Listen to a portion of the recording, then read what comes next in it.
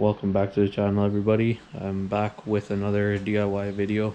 This is part 2 of my repair. As you saw in the first video, hopefully you have seen it, I did plastic weld the bottom lip of my bumper, which cracked, unfortunately. So go ahead and watch that video if you haven't. It's a very good step-by-step process. It's a little long, but it's a very detailed process on how to begin the repair process. It goes over how to get this patch correct and how to get it all smooth, and ways to prep your bumper for paint. So ready for the second part. We'll get right to it. You need a few things to get started.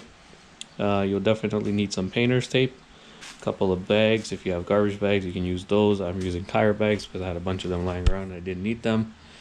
You will need some sort of cleaner, some sort of degreaser actually. So brake cleaner is good at fighting some grease off. You will need a microfiber towel or any sort of cleaning towel that catches dust fairly well. You'll need your primer. You can pick up automotive primer at your local paint shops. They usually have either gray or black. I chose to go with black because my bumper is black. It'll be much easier to cover up. I got my can of spray, which is the actual BMW paint. This is 668 jet black paint. And the last but not least, you will definitely need clear coat. Cans of paint generally don't shine right away. They usually finish a little bit more on the matte side, so clear coat is definitely necessary, especially if you want to protect your paint. Clear coat does provide a protective barrier for your paint so that it doesn't chip, it doesn't fade, so you definitely need some of that. So first of all, let's begin the masking off process. Now, you'd want to definitely cover off the area you don't want to spray. So in my case, I have masked off the rest of the area I didn't want to touch. I have also masked off with the actual tape. I have gone across the edges where I want to stop my paint. Obviously I didn't put a hard line right where I'm covering up, but I went a little bit past it so that I can blend the paint and so it meshes in really well. I have added these plastic bags so that any overspray is caught. You do want to mask at least most of the bumper with plastic bags because you never know where the spray is going. It could go in all these crevices and actually cover up spots you don't want to. So in my case, I have fog lights. I really don't want to spray paint the fog lights. I don't want to touch my kidney grills because they are already jet black. I don't want to spray them over. And I have also covered the table just in case.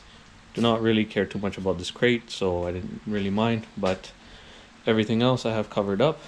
Secondly, you're going to start cleaning. Go ahead and grab your brake cleaner, grab your degreaser, give it a quick wipe down. You don't want to leave any sort of dust or residue or even oils from your finger on there before you start painting. So make sure you start with some sort of heavy sort of degreaser or any sort of brake cleaner, like in my case. You have wax and residue remover. That would be really helpful. Make sure you get a can of that and just start wiping off the area. Make sure you wipe off the actual whole bumper because I can tell you this tape does not stick if there's any sort of dust on there. I had to go over the whole bumper wherever this tape is touching.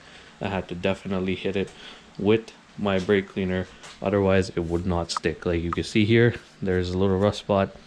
The bumper itself is not rusting. I think it's the screw from my lip on last year wasn't coated, so it started rusting from all the salt that we get here in Toronto. So make sure you definitely hit every spot that you can. I'm gonna go touch this spot up again and then hit it with another roll of tape. Second thing you want to do is make sure you have a fan running. So you can hear my fan running in the background. That just prevents you from inhaling anything into your lungs. You don't want to do this without proper ventilation. I left the garage door slightly open a little bit too. I didn't leave it fully open because it just rained. I don't want all the moisture from the air coming inside. I have my fan facing out so that all the overspray goes that way. I do have 3 sets of lights on so that I can see every single corner of the bumper. I do want to make sure I have enough light on the inside so I don't miss any of it. The other thing you definitely want to do is cover anything you don't want your spray on. So with my case, I'm against the wall, I don't mind, but make sure everything around that you care about is covered. All right, next part, definitely wipe down. Once again, I don't want to leave any sort of residue on here, so I'm going to make sure I use my brake cleaner liberally. Don't leave anything on there. You don't want to get any dust in your paint. Don't want any dirt in your paint, so wipe off anything you can. Okay, so I laid my first coat of black primer. Obviously I did put it on thin as suggested. You do want to go in thin layers, nothing too crazy. That just prevents you from getting any blobs or splotches in your paint which you can't cover up after. So I did very thin spots, and obviously went past the area so I can blend the paint properly. But my second coat, it's going to be a little bit heavier, nothing crazy, but it should cover up most of the gray, and that way it's ready for the third coat, which again will be a little bit heavier, and then I'm going to start sanding after about 20 minutes, but I'm going to let this cure for about 15 minutes. It's because it's a little cooler today. Don't want to rush it, especially with the fan on. It is definitely colder in my garage, so I'm going to give it some time. Okay, we're back. I'm going to start hitting it with coat number 2 of the primer.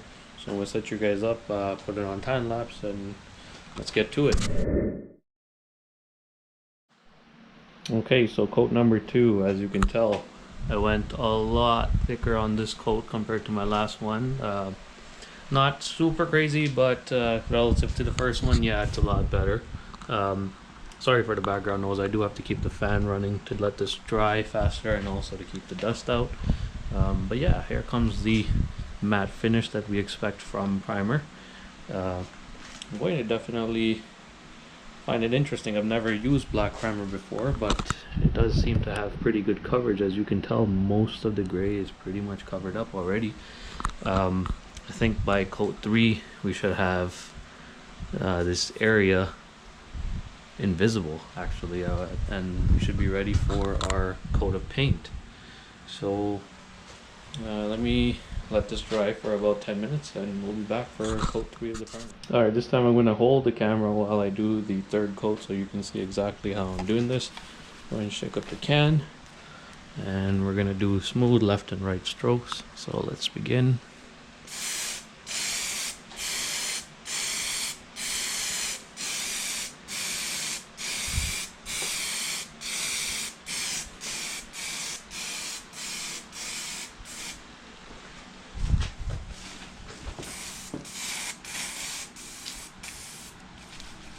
Take it up.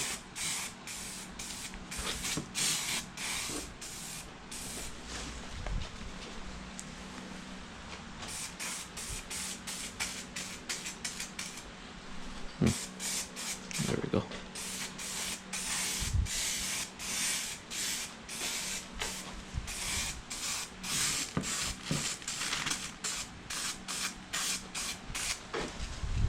Let me get behind it so I can get this bumper on this side. There we go.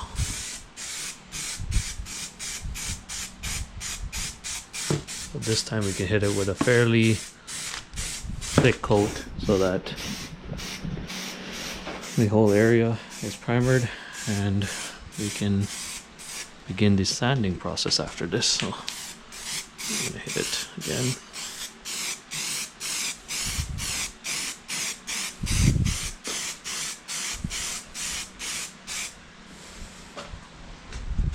I'm just gonna look it over again just to make sure I didn't miss anything. Yeah, looks like I did miss a spot.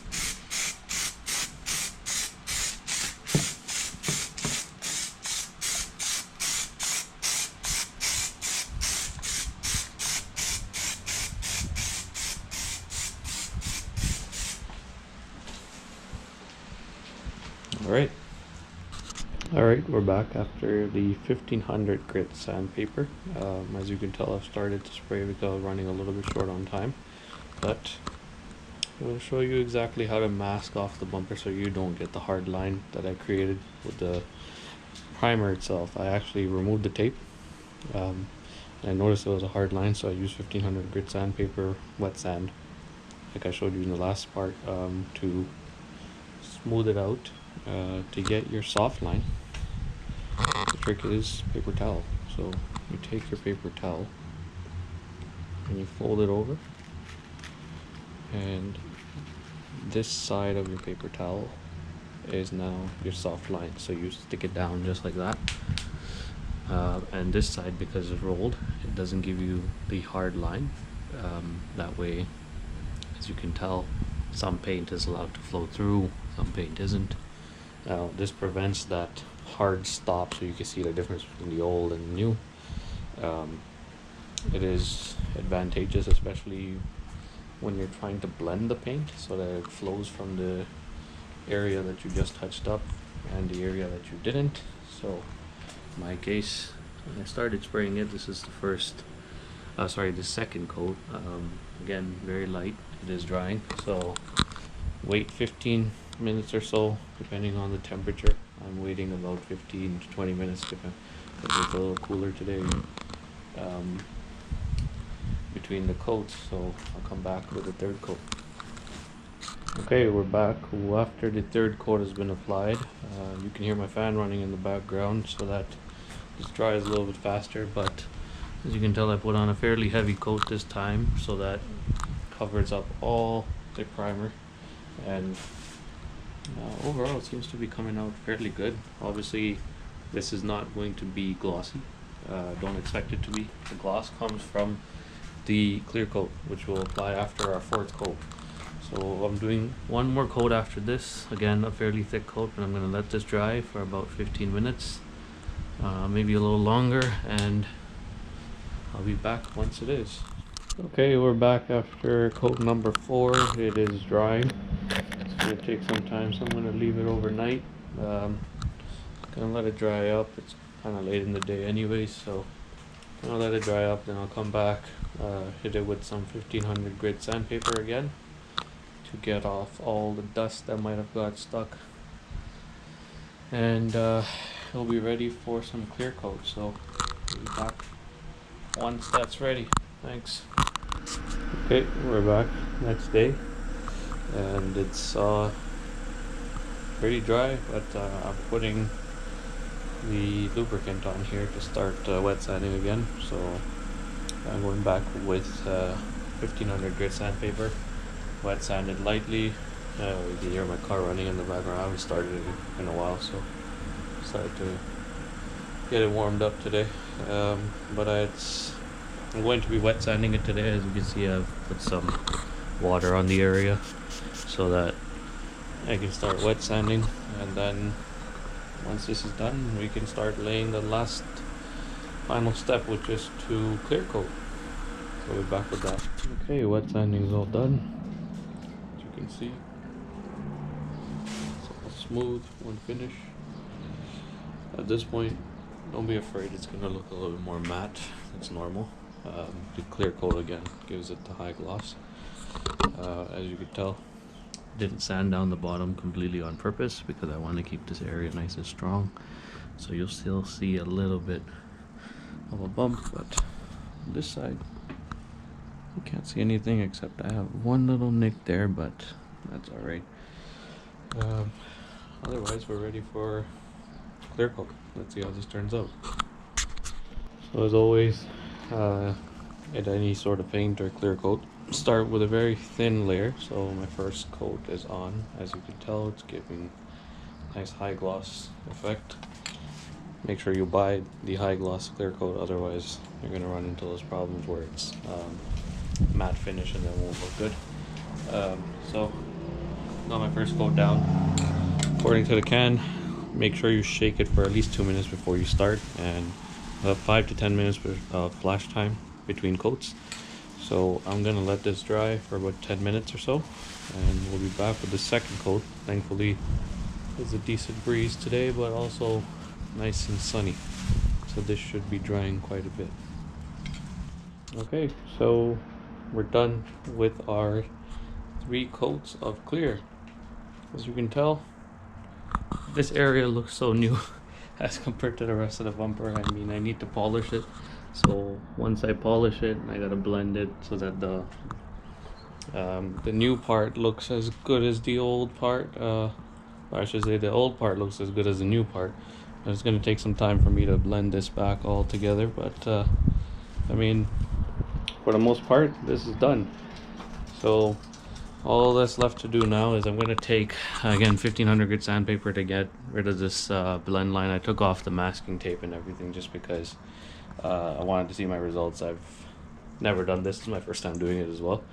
So I'm quite happy with the results. I might have to respray the rest of the car at this point. I'm just kidding. But it looks pretty good. I'm quite happy with the paint. It seems to be pretty much exact to the OEM finish. So it's a good thing purchased the correct paint and also a really good quality clear coat, so high gloss clear coat. So once I have it all sanded, and then I have to run some correctional compound and polish on there, it should look near OEM finish, I think, at least with the rest of the bumper. So once I get that done, I'm going to put this bumper back on because I did run out of my black paint, which I wanted to do here as well, but I guess that's for another video. That side I don't have to do any filler. It's just going to be sanding it down and then repaint.